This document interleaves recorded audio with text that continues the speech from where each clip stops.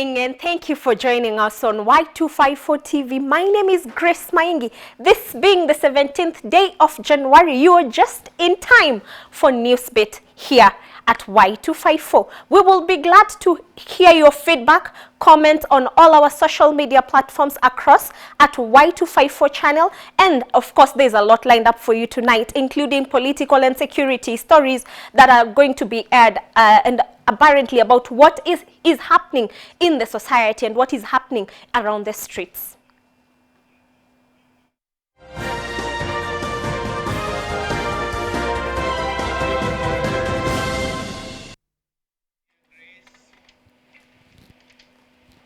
Starting our bulletin tonight, Garissa Senator Abdul Haji has offered his support to the political parties bill currently in the Senate, saying it is a rescue to smaller parties often misused by bigger ones.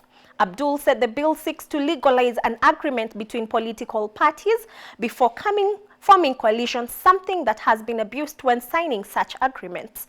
He added that marginalized communities with parties will benefit from the political parties' funds to grow their parties. Speaking in Masalani after being endorsed by Samawathal clan, Abdul urged residents to align themselves with the Upya movement in order to reap politically.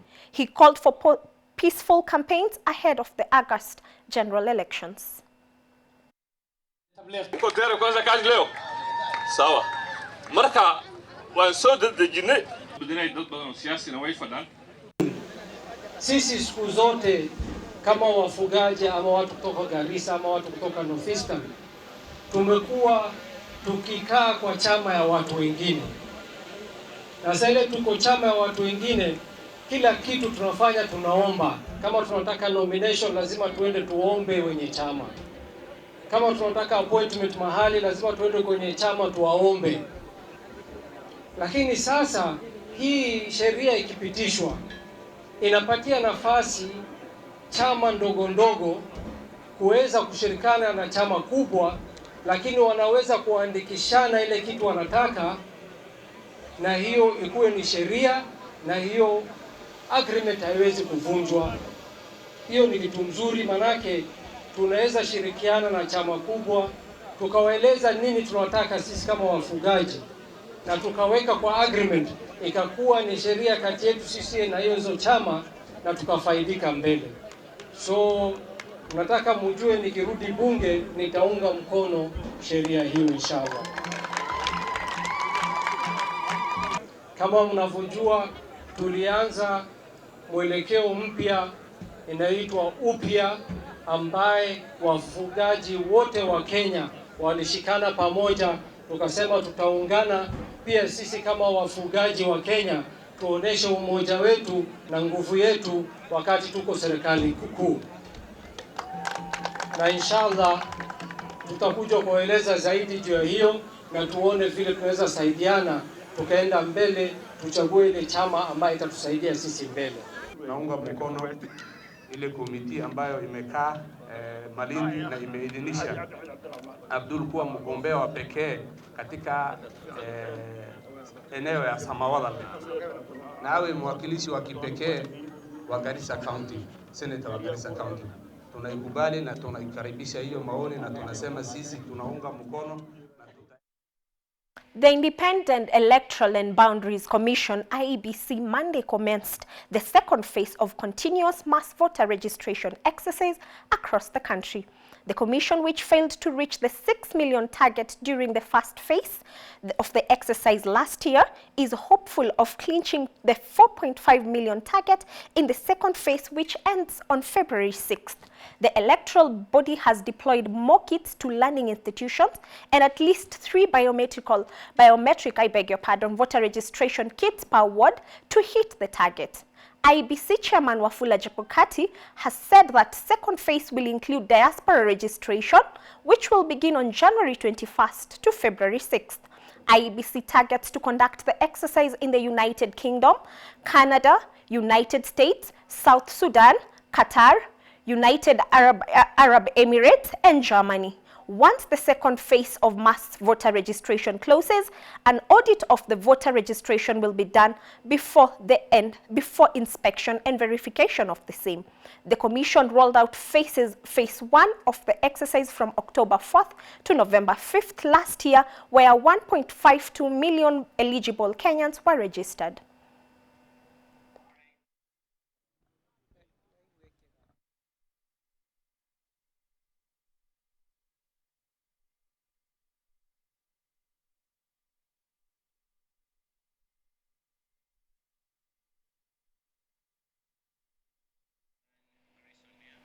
Tana River Governor Konza has accused his predecessor, Ambassador Hussein Dado, who is now the Interior CAS, for derailing economic development to the people of Tana River County through financial mess where he served as their governor. Speaking in Samikaro village in Tana Delta, the county chief accused Mr. Dado of misappropriating the county funds, leaving them with a 2.1 billion shillings debt and a baseless administration. Konza said that Dado's carelessness has placed the county in a narrow path towards development, dented with disclaimers in its financial status, hence snubbed by investors and development partners. He advised the former governor to suspend his hunt for votes and embark on a community-to-community apology quest for letting them down in the first term of devolution. In a quick rejoinder, the former governor Hussein Dado refuted the claims, saying he left the country coffers enough money to pay the debts. He dismissed the incumbent governor for lying, dubbing him a failure who is only trying to use him as a scapegoat. Yani mtu anaitwa Hussein Dado. Sitaki ni wafiche. Sitaki ni yani hastahili kuja kuomba kura tena. Anastahili aje kwanza atuombe msamaha. Munanielewa? Lakini anatakikana kwanza arudi atuombe msamaha kwanza. Sio kura. Kwa sababu ya kutukosea miaka mitano. Ametupotezea miaka ngapi? Miaka mitano ya kwanza. Miaka mitano ya kwanza ametupotezea. Wakati wengine wamepiga hatua, sisi tunakuja sasa tunaanza kulipa madeni, kuweka misingi. Alafu leo hii mtu anakuja tu kiholela, anakuja anasema nataka munipe kura. Baada ya kuja kwanza apige magoti kwanza, aseme nisameheni mimi kwanza kwa sababu nimewapotezea miaka mitano na pesa zenu. Miaka imeenda, pesa, kwa sababu ile disclaimer inamaanisha nini? Ya kwamba pesa haziendi doza ku. Pesa ziko wapi? Yani mimi nawajaribu kuambia nyinyi kina mama, asije kutuomba kura. Kwanza aje atuombe msamaha kwanza. Ngusi. Na akiomba msamaha, arudi paka huko kwa huruma akaombe msamaha. Kwa sababu kulingana na hesabu zetu, milioni 870 ya wakati ule zilitumika kubeba maji kuwasaidia jamii ya Korma. 870. Sasa kwanza akawaeleze wale ile 870 imewafanyia nini kule kwao. Tensions remain high in Baringo North and South following a series of killings that has forced hundreds of residents to flee their homes. In his weekly published engagements, #Engage the IG, Inspector General of Police Hilary Mutiambai says that the multilateral security agencies have been deployed along Baringo-Marakwet borders to restore normalcy following a spate of banditry in the area. Mutiambai said the security agencies are involving dialogue for peace resolution between the two rival communities in the area. He added that they are also engaging with the elders from both sides to find lasting solution, peace, adding that security is paramount for all citizens. 4 people have been killed by bandits in Baringo since December last year. The latest killing was on Friday when suspected bandits ambushed and killed Stephen Konyike in Lamaiwe, Baringo South. We are here actually to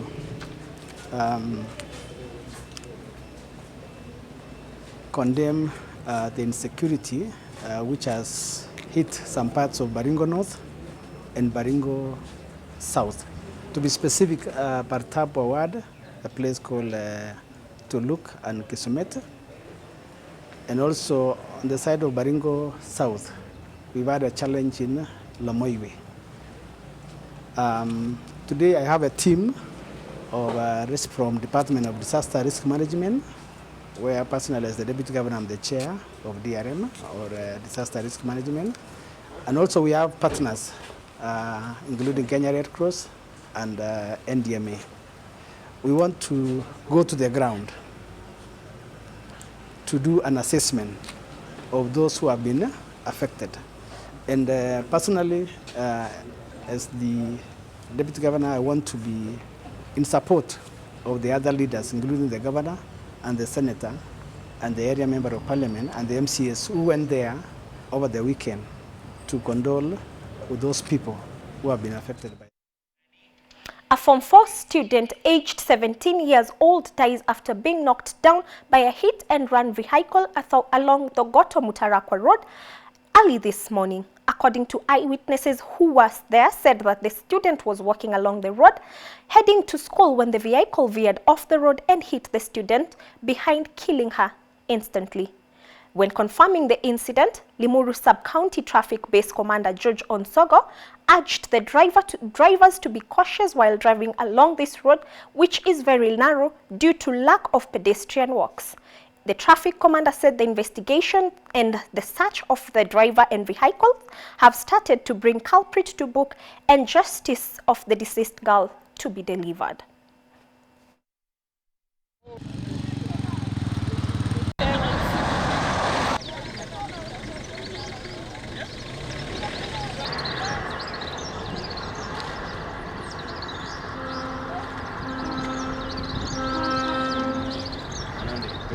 Kwa hii mtaro iko hapa nyuma na akaweza kufariki na alikuwa anaenda shule.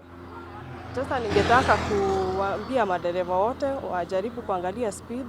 Juu hii ndio barabara watoto wengi wanapitia wakitoka shule na wakienda shule. So hiyo speed inafaa iangaliwe sana.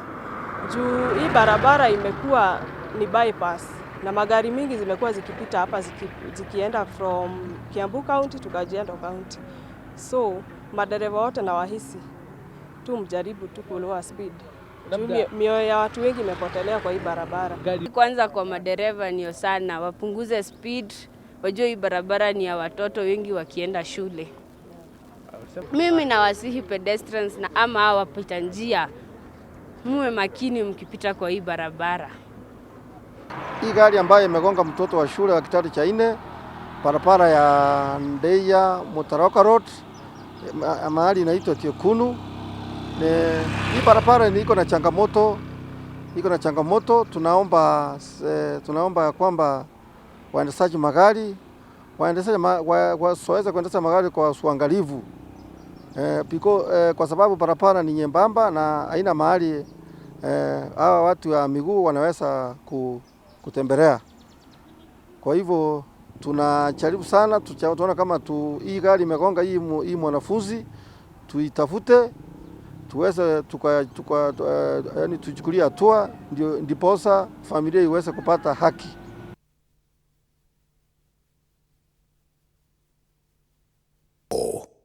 Imagine.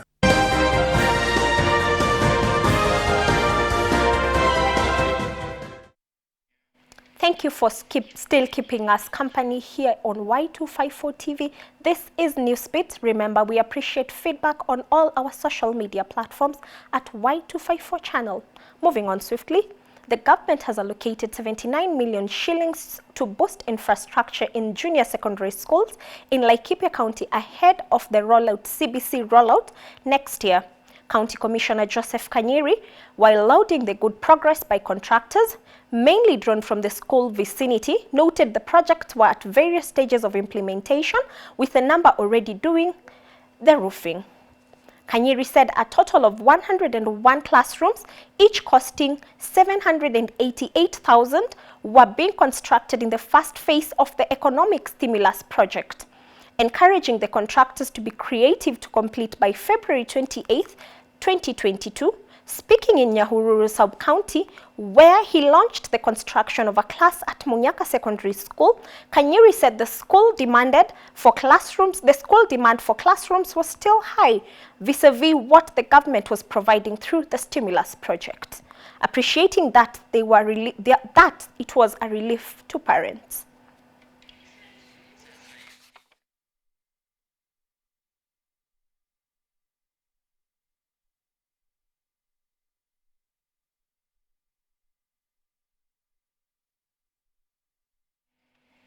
Moving to business matters, Engineer John Tanui, Chief Executive Officer of Konza Technopolis Development Authority, KOTDA, says that 72% of land available for investment in Phase 1 of the Konza Technopolis project has been taken up by investors for development.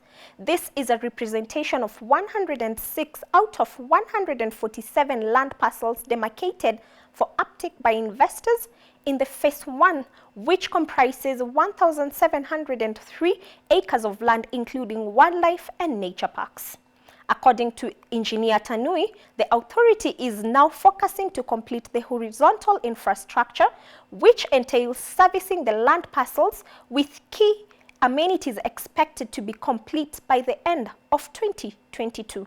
Phase 1 of the Konza Technopolis project is designed as a mixed-use community comprising of commercial, residential, public, and hospitality amenities. Upon completion, Phase 1 is expected to attract 30,000 residents, 7,500 knowledge workers, and 16,700 other workers.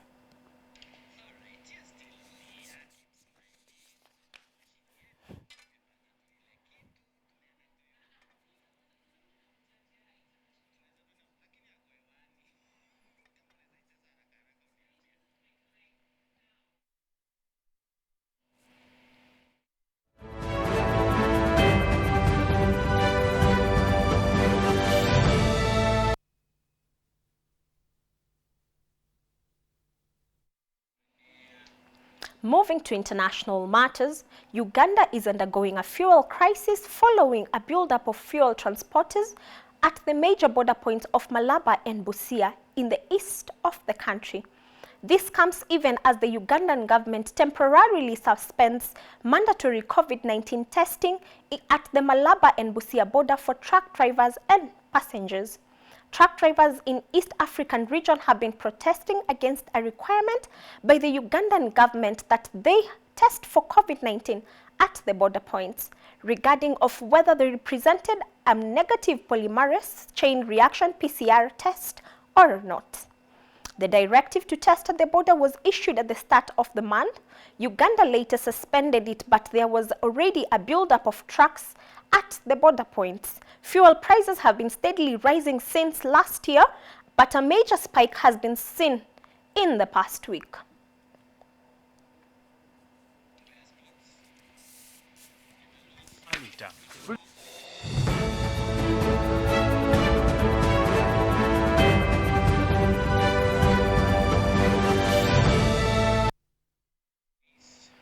And now moving to some sporting action, Rafael Benitez said he did not realize the magnitude of the task of Everton after he was dismissed following a run of just 2 wins in 14 games across all competitions. Everton announced Benitez's departure after losing 2-1 to bottom side Norwich City. I beg your pardon. Former Liverpool boss Benitez was appointed at Everton in July to replace Carlo Ancelotti. Everton started the season well, winning 3 of their first 4 league matches. Yet injuries to key players and a dreadful loss of form has seen them slide down the table. Meanwhile, African Cup of Nations continues tonight with 2 matches on card. Host Cameroon will face Cape Verde, while Ethiopia will take on Burkina Faso.